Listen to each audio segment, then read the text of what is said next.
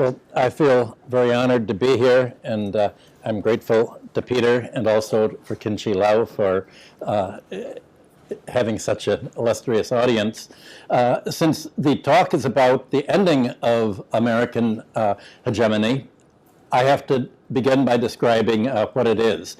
And the basic theme of my talk is that the precondition for any country looking for global dominance or to create an empire is the balance of payments and the ability to dominate and control the world's monetary system, because ultimately money is even more of a lever than a military force, as we're seeing today.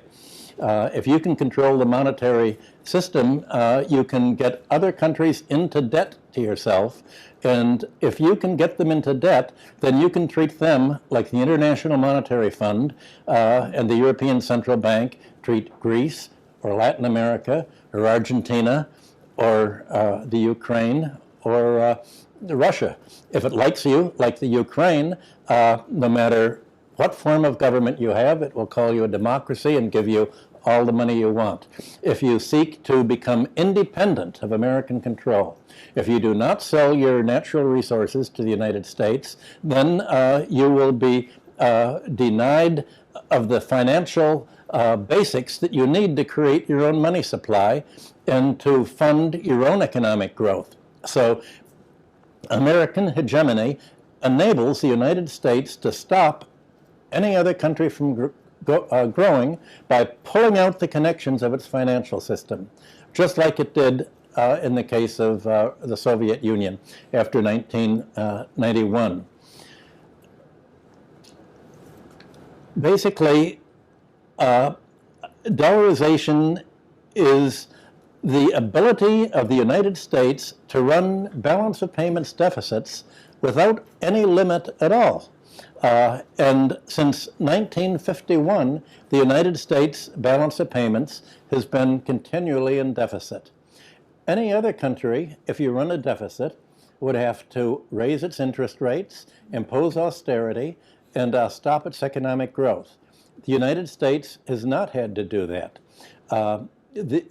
largely because the rest of the world needs or believes that it needs the US dollar. So the amount of US dollars, which are US Treasury obligations, their debt, the international monetary reserves of the world central banks are the debts of the United States government. Imagine if you could, whenever you went to the store, if you could simply write an IOU and get the groceries you needed, pay the rent you wanted, buy whatever you wanted, and other people would hold the IOUs, and they would use that to think that they're wealthy. They could trade them with each other, and everyone would accept them, but you'd never have to pay them off. You'll just write an IOU. That's essentially what the United States is able to do internationally. And the result is that the amount of US government debt in international reserves is 30 times the amount of China's RMB and 3 times the amount of euros. So the United States can run a trade deficit and a military deficit and just spend money into foreign countries. Other countries, you know what happens to them if they run a deficit. They have to go to the International Monetary Fund, which is a small office in the basement of the US Pentagon, and the International Monetary Fund will tell people, you'll have to sell your raw materials to United States and other investors.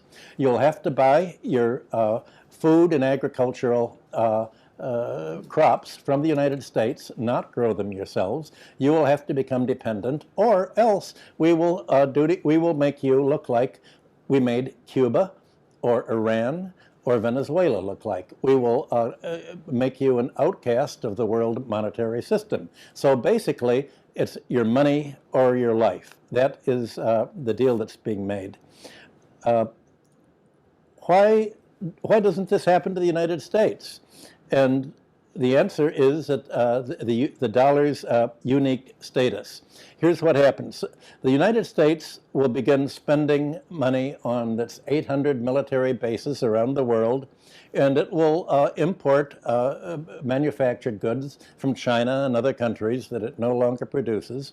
When it spends these dollars, the dollars are received by Korea, other countries, and the recipients take the dollars and they turn them into domestic currency because that's what other countries use, and they get the domestic currency from their central bank. So they turn the dollars over to the central bank that now ends up with these dollars. Well, what does the central bank do with it?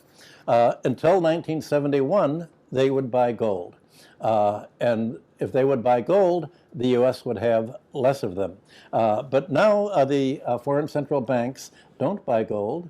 They don't buy stocks or private sector bonds. They really don't have much of a choice to do anything except buy U.S. Treasury bonds. So they, when they buy U.S. Treasury bonds with them, they send the money back to the United States. It is recycled back into the U.S. government. So the U.S. government spends on military account. This gets into foreign economies. Their central banks turn them back in. And that is what has created the whole Western world into a dollar area. Everybody using the dollars. And for foreign central banks, Russia, other countries, even China for a while, these dollars in their reserves enabled them to expand their economy, to spend abroad, and continually grow. What is unique is that the larger the United States balance of payments deficit becomes, the more dollars are spent abroad and recycled to fund the domestic budget deficit. So the government doesn't have to borrow from the United States citizens and investors. It doesn't have to print the money. It gets the money to fund its military spending, which is the main factor behind the budget deficit, from other countries. So other countries are actually paying for these 800 military bases and are paying for the U.S. encirclement of them, which the U.S. will use in case other countries seek to misbehave and withdraw from the dollar area. So this is essentially a way of making other countries pay for U.S. policy. And what does the U.S. policy want?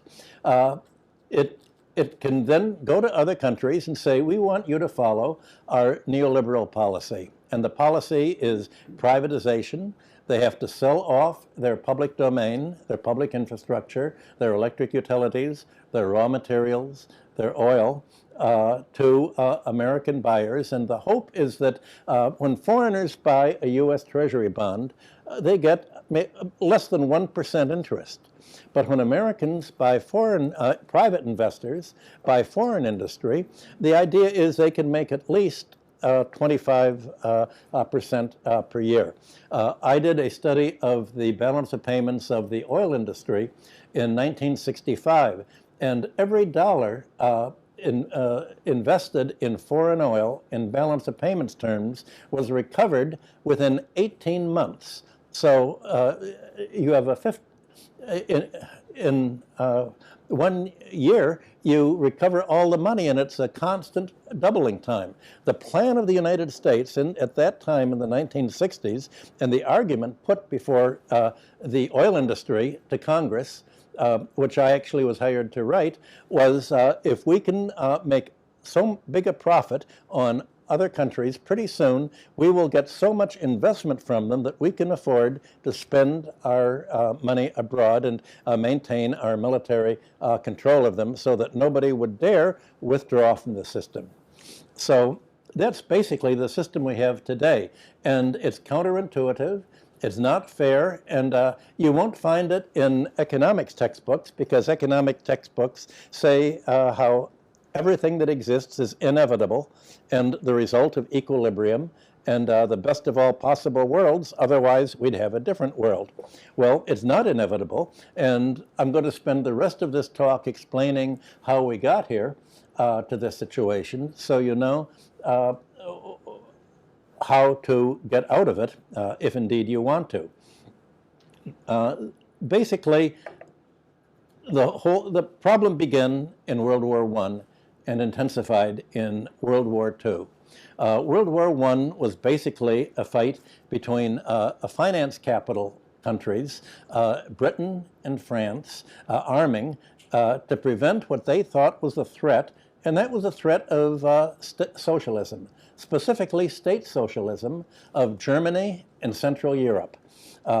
What made Germany and Central Europe different from England, the United States, and France was that there was a unity between the government, heavy industry, very largely based on armaments and building ships and a navy, and banking.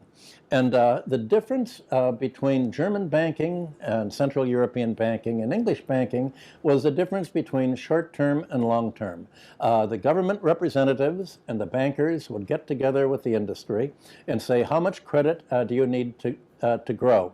When German banks would invest in a company, they, unlike the British banks, they would not ask all your dividends should be paid out quickly. They'd say, don't pay out the dividends to investors. We don't want the dividends. We want your company to grow and to take our gain in the form of capital accumulation.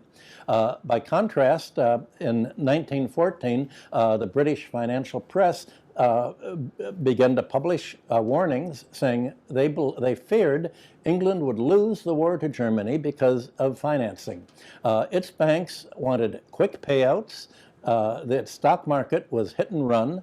It was basically rife with fraud, and the stock market people would put investors into a company and then just sort of leave it there. There was no long-term growth and no work between government and finance and industry together. That was what they called the free market. Germany realized that to develop, it had to do just what the United States did, and what I described in America's protectionist payoff. You need the government to invest in basic infrastructure to lower the cost of doing business. That if the government would run your transportation system, your telephone system, your communication system, it could provide services at cost or at a subsidized basis or freely. Public health, health care, medicine, all of this was viewed as a capitalist policy, and at that time people thought that industrial capitalism was going to evolve into socialism of one form or another. There were many kinds of socialism. There was state socialism in Germany, run by the heavy industry. There was anarchic socialism. There was Marxian socialism. There was the old-fashioned David Ricardo, John Stuart Mill land tax socialism to free capitalism from the landlord class. Everybody before World War I believed that the tendency in every country was for government to play a larger role. And the general word for this was socialism, and the main supporters were capitalists, because the capitalists wanted the government to subsidize their development, to lower the cost of doing business, lower the cost of living, and if the government would provide medical care, a healthy population, then employers could pay their workforce less because they wouldn't have to pay for the labor force paying all these higher costs. Well, it seemed to be that Germany, as an economic system, was destined to dominate the Anglo-American countries, and what that meant was there was a struggle between two different kinds of capitalism, between industrial capitalism of the German model and the finance capitalism of the Anglo-American model. What changed matters, of course, was that the United States entered the war on the side of England, largely because the American financial system had changed away from industrialization towards the British system. And the day just before America entered the war, J.P. Morgan went to the White House and convinced the President Wilson that indeed we had lent so much money to England to buy armaments that if we were going to collect the money that England owed us, that we sold them on credit, we would have to go to war and make sure that it won so it would have enough money to pay the American arms exporters. I go over the story in great detail on super-imperialism.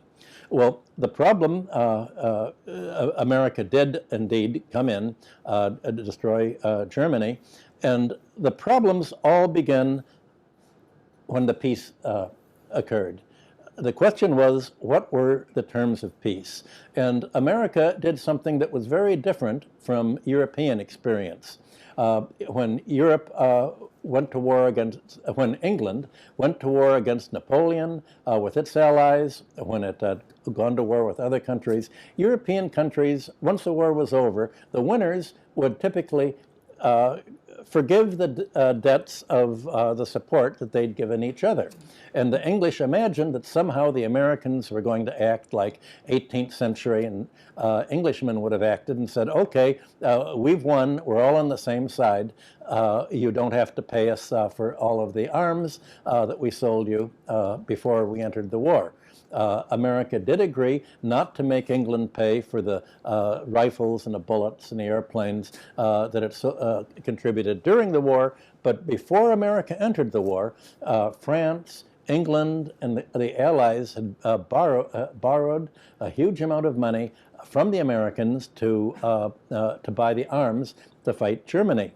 Well, the inter-allied debts were so large, so they were beyond the ability of England to pay without going bankrupt, as it did in any case by 1926, when you had the great general strike in England.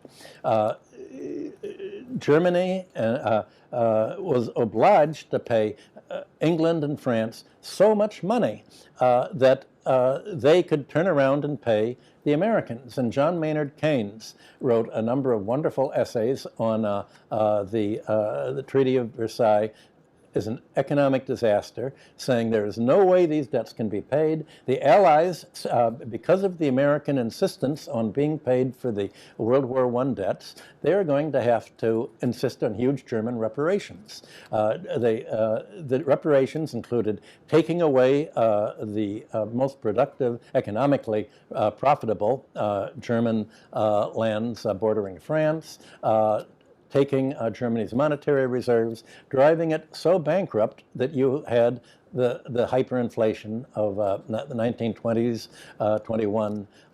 You had the collapse of the Reichsmark. You had the conditions that ended up producing Nazism and that led to World War II.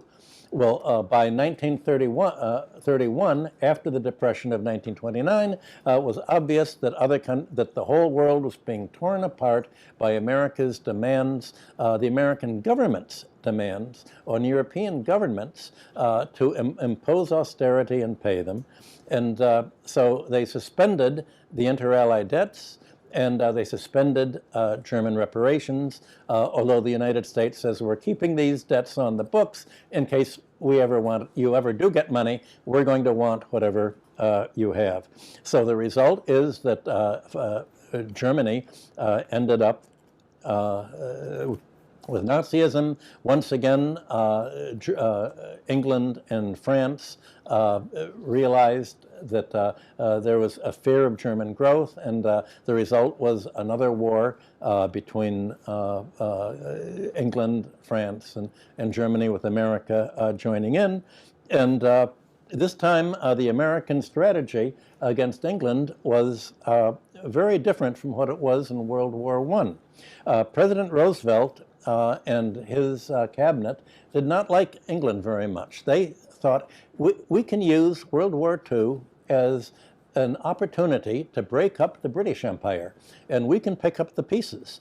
And by making England indebted to us again, as we did in World War I, we can make it settle the debts by breaking up the empire and following an American-centered world, this time with free trade, now that we have all the gold. Well, by the time World War II ended in 1945, America had not only half of the world's monetary gold, that is the gold in central banks, but it had the largest industrial capacity in the world because it had built up all this industrial capacity during the war to provide the arms to fight Germany. Well, by 1950, the American trade surplus and domination had grown so much that it had accumulated about 75%, 3/4 of the world's monetary gold. The rest of the world, Europe, Asia, Latin America, were all put sort of on rations, and they were being stifled in their growth while the United States was taking off.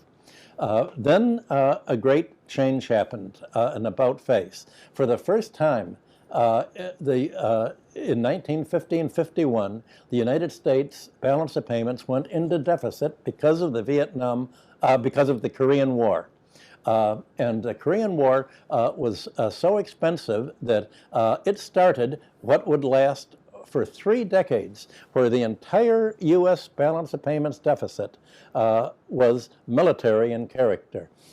In the Superimperialism, I have a chart, and I show the private sector was just exactly in balance in the 1950s, the 1960s, and onward. The entire deficit was military in character. This became even more serious after 1962 in the Vietnam War. What happened was after Roosevelt died, after being reelected for his 4th term, he was replaced, he'd chosen, or was forced to choose by the Southerners who controlled the Democratic Party in the United States, to appoint Harry Truman as president.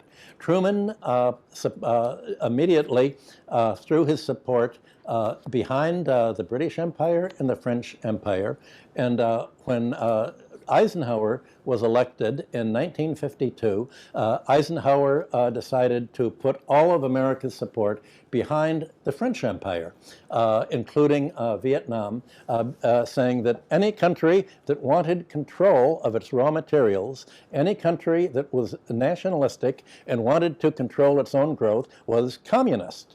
Well, if that was true, of course, everybody would want to be communist at that time. But they confused a nationalist revolution in Vietnam and other countries with a communist revolution, and began the backing that in the 1960s under President Kennedy and even more Johnson became the enormous balance of payments outflow during the Vietnam War. Every American soldier in Vietnam used 1 ton of copper per year. The American strategy was, if you can fill all of the air full of bullets continually, there won't be anyone surviving to fight you. And it was as if they were fighting each other with ingots. Well, the costs of fighting the Vietnam War include making military bases over the world, spending money, especially spending money in Indochina, not only in Vietnam, but in Laos. And being French, there were all the banks were French, and the money that was spent locally in dollars were taken by the Vietnamese central bank, the Laotian, Cambodian central banks, and sent to Paris because they were part of the franc area. And General de Gaulle would then very conspicuously every month say, we've got so many dollars, please give us gold for these. At the time, I was Chase Manhattan Bank's balance of payments economist during the mid-60s, and every Friday we would wait for the Federal Reserve's report that came out on U.S. gold holdings. And at that time, every printed dollar bill or $10 bill or current printed currency in your pocket had to be backed 25% by gold. And so we looked at the currency, pretty steady, and we looked at the gold supply dropping and dropping and dropping each month, not only from General de Gaulle with his nice speeches, but Germany that cashed in the gold without making the speeches. And it was obvious to us that the United States was going to go off gold. Surprisingly enough, to many of you, it was Wall Street that opposed the Vietnam War for that reason. When I joined Chase Manhattan Bank, George Champion was the chief executive officer of it, and he was against he said America's war in Vietnam is not fiscally responsible. It was pushing the country into budget deficit and balance of payments deficit. Most of Wall Street was against the war. The people, the Vietnam War and the military policy of America today is largely by the left. The labor unions supported the war. The labor unions would have their members, when there were anti-war parades, the labor unions would try to break them up.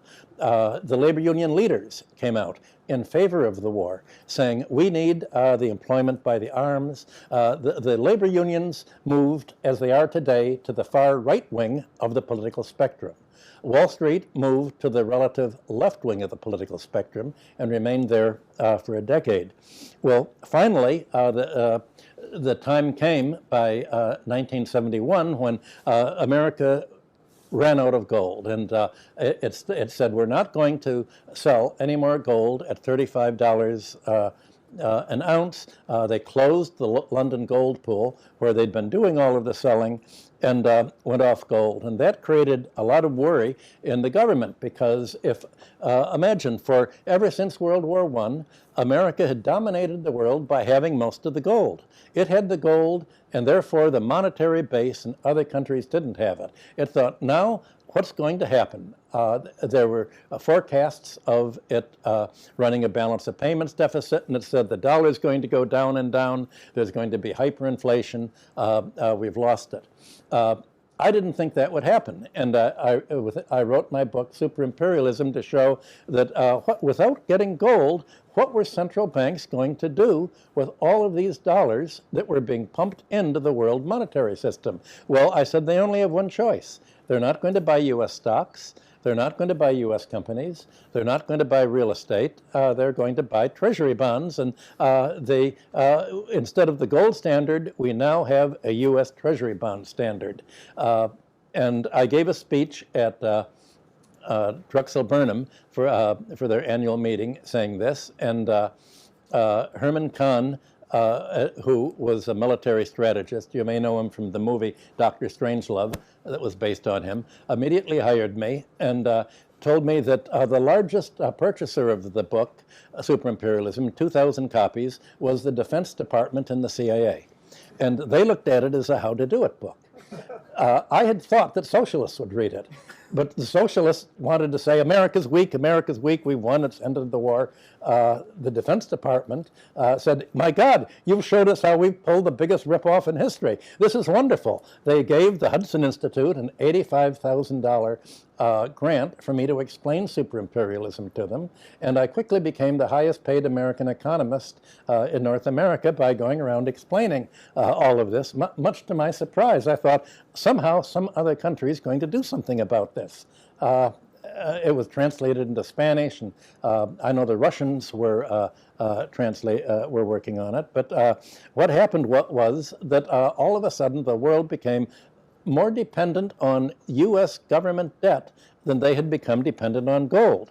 Well, now you can fast forward. This was in 1971 and 2. Well, in 1973 and 4, you had what's called the oil war. It really wasn't the oil war. It was the grain war. The Carter administration and the U.S. administration said we looked at the trade figures of the United States, and the basis of America's foreign trade, the strongest sector is agriculture. That's outperformed industry, outperformed absolutely everything.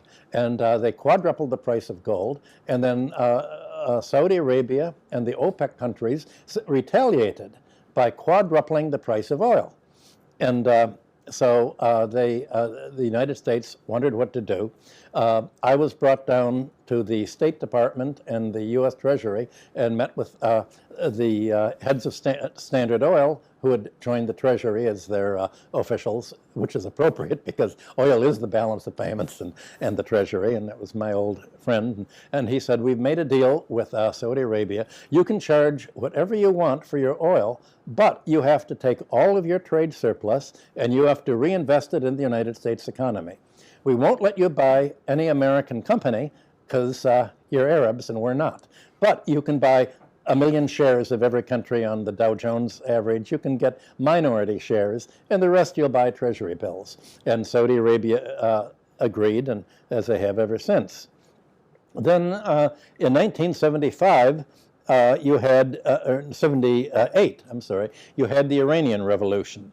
And here's an example of how dollar hegemony was used to dominate other countries. Iran, like under the Shah, like other countries, had borrowed and denominated its debt in dollars. America's debt is all owed in dollars. So America, as Alan Greenspan said, can always repay its debts because it can just print the dollars. But if you're a foreign country, if you're Turkey or China or Hong Kong or Korea, you can't print dollars to pay your dollar-denominated debt. Now, Iran held dollar reserves, U.S. Treasury bonds and bank accounts, so that it could pay the interest on the foreign debts that it had borrowed before. And so in 1978, it sent a note to Chase Manhattan, where I'd worked, saying, please pay out of our account what we owe the bondholders. Chase had changed CEOs to David Rockefeller, and David Rockefeller wanted to do what he thought was right, which he defined as doing what the Treasury told him to do. Chase Manhattan is very different from Citibank at that time. Citibank was always trying to make money for itself. David Rockefeller was essentially had thought of becoming Treasury Secretary, but wanted to do what the government told him to do, thinking that was good citizenship. And so he said, okay, we're not going to pay the money out of Mr. Khomeini's account now that we don't like Khomeini, we like the Shah. And that forced Iran to default on the debt, and on the terms of the borrowing under the Shah is if you miss a payment, you owe the entire principal. Imagine if you took out a mortgage and you could pay a little bit every month, but if you miss a month, you have to pay the entire balance. Well, obviously Iran couldn't, and that became the excuse that the United States took to isolate Iran in the world markets. Similar thing happened in 1985 with Japan. Americans became very worried about all of the automobiles that Japan was making and the electronics and the other things. So it asked Japan to please commit suicide.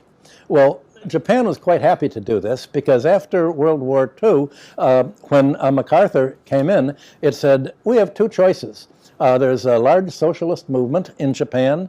They're very good. When they fight the police, they have helmets on. But we have one great ally, the criminal class, the Yakuzis. America put all of its backing behind the criminal class, hired them to assassinate the socialists, as it does in other countries, and essentially put them in power so that they were willing to do almost everything the United States wanted them to do.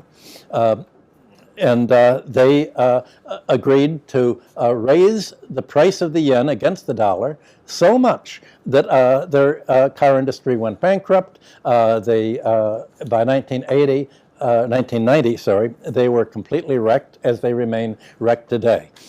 So if you're a friend of the United States, you are expected to take one for the team and kill yourself, kill your economy to help the United States.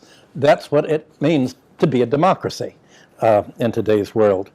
Well, then finally you had 1991 with the final stage of Stalinism being kleptocracy and neoliberalism. The United States sent the Americans over to help make sure that Yeltsin won. And as President Putin noted, Russia lost as a result of the neoliberal neoliberalism that was brought there in 1991, it lost 22 million people, more than it lost in World War II as a result of neoliberal policies. And basically what had happened in 1980, every trend in the world economy made an about face, turned around, and the result was Margaret Thatcher in England and Ronald Reagan in the United States introducing neoliberalism, meaning essentially finance capitalism, not industrial capitalism. And that absolutely transformed matters. And it's obvious that at that point, the world was put on a kind of a collision course. Now, the problem for the world today that this left by after the 1997 Asia crisis that you all had to experience here when your real estate prices collapsed, and the collapse was especially bad in North Korea, where the Americans used the Asia crisis that was connected to the ruble collapse as a means of coming in and buying control by buying the stocks of Korean and other Chinese and other companies at a great discount. It was engineered really in the United States. The question is, what do other countries do to stop this neoliberal policy that is destroying their economies? And how do you stop the U.S. military spending that's being used to essentially force you into budget deficits by saying, we beat Russia, we, the United States, beat Russia by build our military buildup, and our military spending forced Russia to spend so much to defend itself in the Cold War that it couldn't produce consumer goods, and this led to the fall of Stalinism in the United States. Well, the problem is, how do you prevent the U.S. from threatening you militarily and forcing you to divert your economy away from your own industrialization to pay for your own military spending, which is a kind of overhead? Well, the United States can do this and keep on spending dollars without limit because other countries have to accept them, and that's their form of savings, as I mentioned. So that's led China, Russia, and other countries to say, we don't want to be in the position that Iran was in 1978. We have to break free of the dollar area. We have to de-dollarize. Obviously, every country needs to trade or do business with countries using the U.S. dollars because that's the system that has been created and is already in place. So China needs to hold heavy dollar reserves. Russia needs to hold dollar reserves. But the first thing they realize is we need an alternative. And the alternative is obviously gold. China is using its balance of payments inflows to buy gold. Russia is using its trade and investment surplus to buy gold. And the reason is this is not something that's really intuitive. In 1975, Herman Kahn and I went to the White House, and we were trying to say there are certain advantages in gold. If you were to get all the countries in the world to agree on something to use, people would say, well, there are different things. China liked silver, there are other things. But Herman Kahn put a map of the world up, and he said, what are the countries that don't like gold? And it was the Western Europe and the United States, countries with a faith in government. What are the countries that like gold? Well, that's the whole rest, Asia, Latin America, China. It's people who didn't really trust the government. It's people who thought we'd better protect ourselves because something's going to happen, and the economy's very unstable, the stock market's unstable, and so you have the whole rest of the world outside of the Anglo-American Western Europe sphere realizing that, well, gold or silver is something that's objective, and the good thing is it's limited.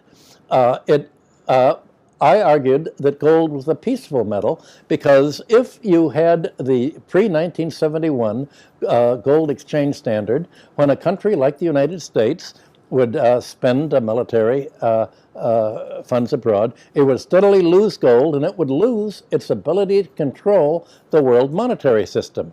Countries gaining gold, like China, Russia, the Shanghai Cooperation Organization area, by shifting to gold, you're restoring control of the world's monetary system for yourself. Now, there's a difference between de-dollarization and actually avoiding the dollar in making your currency a reserve currency. De-dollarization is looking for an alternative. When China and other countries and Russia are talking about de-dollarization, in the first instance, what they're talking about is avoiding the use of the dollar for foreign trade. What do? You never, ever borrow money in a foreign currency. You only borrow in your own currency. You never denominate your imports and exports in investment in dollars. Because if you make trade agreements in dollars, the United States has already threatened, we can unplug you from the SWIFT, the interbanking computer system, and we'll pull the plug on your electronic bank transfer system, and you won't be able to operate your financial system. It's like turning off the lights. This is America's asymmetrical warfare. But if you denominate your trade, investment, tourism in your own currency and your debt in your own currency, then if the IMF tries to mobilize an economic raid on your currency and push it down, where you'd have to pay more and more and more of your currency to raise the dollars to pay the dollar debts, you're immune from this. You can simply always pay your debts in the currency that you print yourself, whether it's RMB or Hong Kong dollars or any other currency. So the first step is to avoiding the use of the dollar, but to make your country a reserve currency, you'd have to do what the United States did. It made its dollar a reserve currency by running the balance of payments deficits that I talked about. It was the deficits that pumped the dollars into the world central banking system that enabled the central banks to hold dollars in their foreign reserves, and that's what being a reserve currency is. I don't see much opportunity for China or Russia to run a balance of payments deficit right now. They're accumulating dollars, and so if you have the RMB or the ruble as a global reserve currency, how are other people going to get the RMB or the rubles if you're not spending it, if you're not importing from them by running a trade deficit with them, if you're not investing with them and having a investment outflow, buying control of their resources, or spending tourism money or military money there? I don't see any way of that happening in the short term. So all that you can do to de-dollarize in the short term is to cut your currency independent of the U.S. economy. Fortunately, you have one man who's helping you, who's doing more than either I'm doing or any left-winger I know, and that's Donald Trump. He realizes that other countries hesitate to break away from the U.S. dollar, that they hesitate you need a critical mass of countries to accept each other's currency. For China to accept Russia's rubles, Russia to accept RMB, Iran, Turkey, other countries to do it.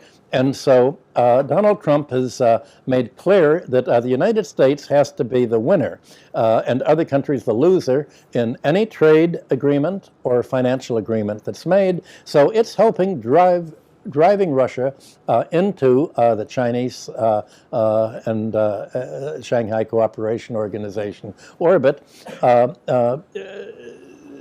Trump is also making it clear that we have no intention of ever repaying any of the dollars that other central banks have, and if we don't like a country that holds these dollars, we can simply cancel their accounts at the Treasury. You can have a bank account, and if the bank president says, we've just erased your account, now you can't pay your rent with it because I don't like you. That's what America can do to foreign countries with the Treasury, like it did with Iran in 1978. Trump has made clear that that's one of his options, and so he's saying you'd better get your act together and become independent of the U.S. dollar, because here's what, if I don't do it, the deep state behind me, who run the CIA, the State Department, the Treasury, they're going to do it to you.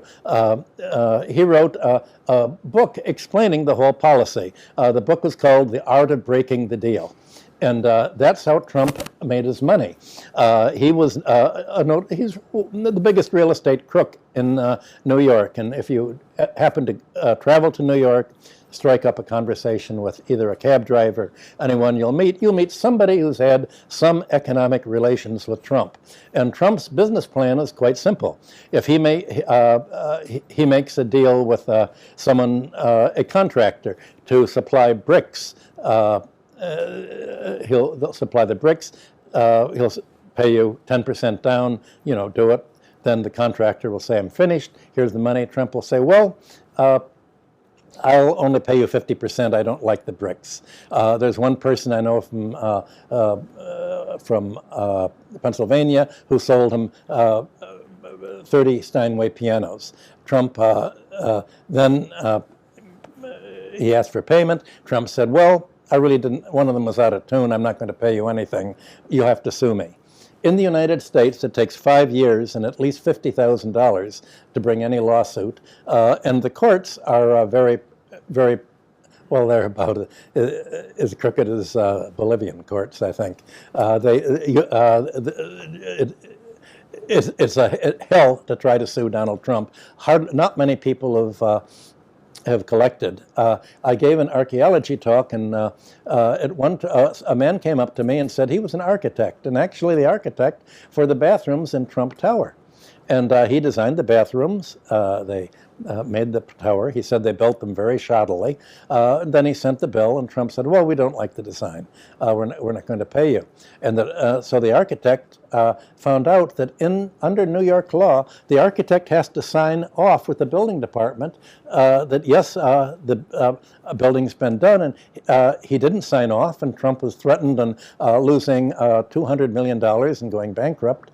He was the only person that I know who got the bill paid. But Trump also stiffed the banks that financed him, and nobody will deal with him except Russian kleptocrats and money launderers, which is, he found that he could make a whole real estate business, not in selling to renters. Here if you have a developer in Hong Kong, you're looking for either a apartment buyer or an investor to buy your apartment. Trump looked for a foreigner with extra dollars that they wanted to hide and get out of their country in a hurry, and most of these apartments were essentially not for living, not for using. They were a way that money launderers and kleptocrats could save their money. You know the joke about people in America buy 100-year-old wine, or rare wines as a kind of trophy to collect. And someone paid $5,000 for a big bottle of Richebourg wine, and they actually tried to celebrate and have a party and poured it all out. Being 50 years old, or I think it was even 75 years old, it was turned to vinegar. And the buyer complained to the auction house and said, this wine's turned to vinegar. And the auction house said, that wine's not for drinking, that's for trading. Well, that's what Trump's apartments are for. They're not for living in, they're for basically trading. And he became a television celebrity and was elected president because the Democrats under Hillary said this election is over who is the lesser evil. And the Americans made, I think, the right choice. Trump was the lesser evil. the alternative was World War III. Of course, it was the lesser evil. We're still living in the aftermath of that. So essentially, you have Donald Trump trying to conduct American foreign policy, its economic policy, its monetary policy, and military policy of we win, you lose, unless you de-dollarize. I tried to make that point, and with all these books, a lot of people read them, but I couldn't come near to what Donald Trump was able to do. So I'm sure that I've moved very fast, and I think now we should probably take some discussion, and I can explain anything that I've left out as to what the world what you need to do.